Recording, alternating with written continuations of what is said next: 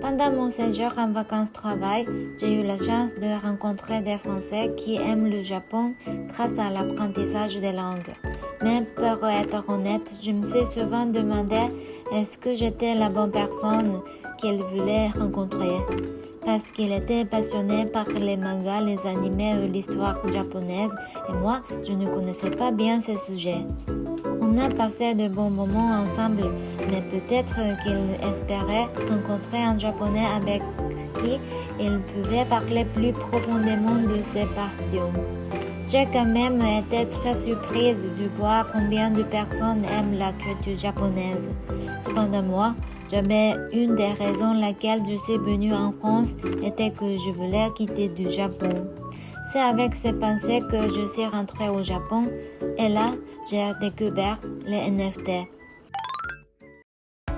Les NFT sont une technologie qui permet de prouver la propriété d'un objet numérique. Mais pour moi, c'était surtout un moyen de se connecter avec d'autres personnes qui partagent les mêmes idées et valeurs.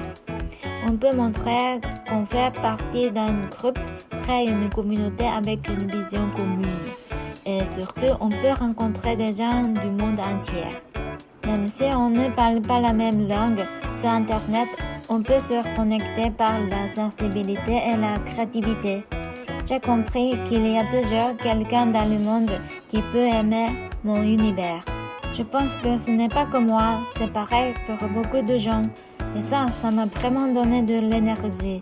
Et ça, c'était une découverte très importante pour moi. En octobre 2021, j'ai lancé une collection de NFT qui s'appelle Cryptonotion. Le symbole signifie presque même, parce que les mots en japonais et en français ne donnent pas exactement la même image ou la même émotion.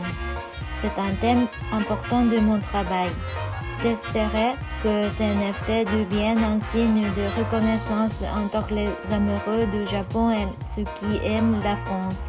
Avec le recul, je pense que j'aurais pu les offrir gratuitement pour partager encore plus. Mais c'était ma toute première collection très spéciale pour moi. Et la première personne qui a acheté un de mes NFT était française. Grâce à ça, j'ai pu créer des liens au Japon et aussi en France. Depuis, la distance entre moi, le Japon et la France est devenue de plus en plus petite. Et aujourd'hui, encore ces liens continuent. À très bientôt! Sur cette chaîne, je partage mes découvertes en France et mes rêves qui grandissent chaque jour.